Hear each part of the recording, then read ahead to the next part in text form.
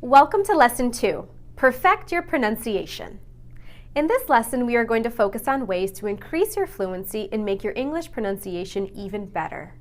First, I'll discuss more about word stress and then review other ways to help you speak more effectively. First, let's learn more about word stress. I hope you remember what I said back in Module 1, that word stress is the magic key to clear English. More than anything else, when you speak, it is your word stress that helps people understand what you're saying. In some cases, people in America will not understand people in England. Even though both countries use English, some of the word stress varies, making those words sound completely different. For example, this word is pronounced garage in America, but in England it's pronounced garage. In Module 1, we looked at the basic of word stress. We stress only one syllable in every word, and we say that one syllable longer and louder. In Module 3, we practice correct word stress for numbers with teens and tens. Remember the difference between 14 and 40? In this lesson, I'm going to introduce you to a few more guidelines to help you decide which syllable to stress. We will look at regular and proper compound nouns, at nouns and verbs that look alike but have different stress, and finally at suffixes that change word stress. First, regular compound nouns. A compound noun is a combination of two words. Some are just one word with two parts like basketball or network. Others are two or more separate words like driver's license or coffee cup. Listen while I say these compounds again.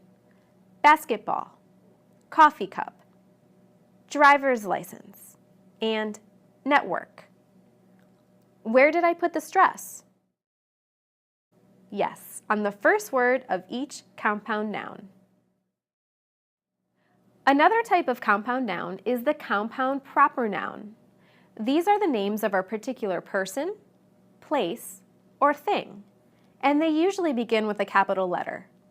Names like Georgia Tech or Delta Airlines. Unlike regular compound nouns, compound proper nouns receive stress on the last segment.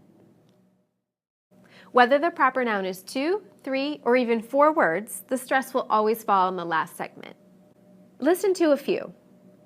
New York City, Martin Luther King, the Golden Gate Bridge. The stress is always at the end. Now let's look and listen to nouns and verbs that are similar. They look alike, but they do not sound alike. They have different word stress. Listen to a few examples. He records his speeches. I keep a record of all the money I spend. I will present my speech next week. My friends gave me a present on my birthday. What's the difference between the nouns and the verbs? We stress the first syllable in the nouns and the second syllable in the verbs. Let's look at and listen to a few more examples. Conduct, conduct. Progress, progress. Contract, contract. Object, object. Permit, permit. Again, we stress the first syllable in the nouns and the second syllable in the verbs. Last, let's look at some common suffixes and how they affect word stress.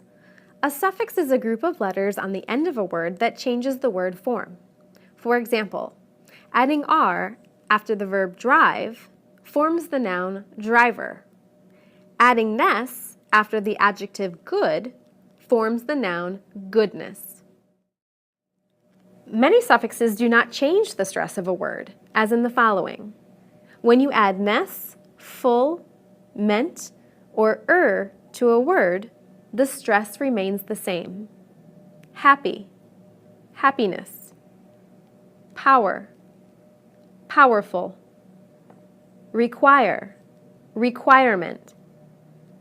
Employ, employer. However, the following suffixes do change word stress. Listen to how the stress moves right to the syllable immediately before the suffix. Adding "this" to major, it becomes majority. Adding this to educate becomes education. Adding this to economy becomes economic. Adding this to mechanism becomes mechanical. And adding this to electric becomes electrician. Having these guidelines for word stress can help you to identify the correct word stress to use, and they are helpful. But the best way to improve your word stress is to pay close attention to word stress during conversations, while you watch videos, and as you listen to the news or podcasts. Over time, and the more you listen and speak, the better and more accurate your word stress will be. Now, I'd like to review a few more points to remember as you practice and improve your fluency. Sentence stress. In every sentence, focus on the content words, the important words in the sentence. Say them louder and make them last longer. Keep the structure words softer and shorter. By doing this, you create the rhythm of English. Ta, ta, ta, ta, ta. Be aware of your intonation, the rise and fall of your voice at the end of sentences. As your voice rises and falls at the end of statements and information questions, your listener can more easily follow what you are saying. In longer sentences, each time we pause, our voices also rise and fall. Pauses and full stops are also very important when you are speaking. You know what you're going to say, but your listener doesn't. Pauses give your listeners time to think and understand, and the more they understand, the better you sound. Finally, remember your body language. Smile as you speak. Move your hands to give meaning to what you are saying. Lean into your audience. This shows that you are engaged and confident. And remember, the more you practice, practice, practice, practice, the easier it will become to speak fluently and effectively. I look forward to hearing your next recording. This brings us to the end of our course, Speak English Professionally, in person, online, and on the phone. I have really enjoyed teaching this course and watching your progress through the modules. You can feel confident that as you practiced and performed an elevator speech, video conference language, phone talk, interview questions and answers, and presentation prep, you also grew closer to reaching your professional and personal goals as an English speaker. Congratulations for finishing this course. I look forward to working with you again in the capstone course. See you soon.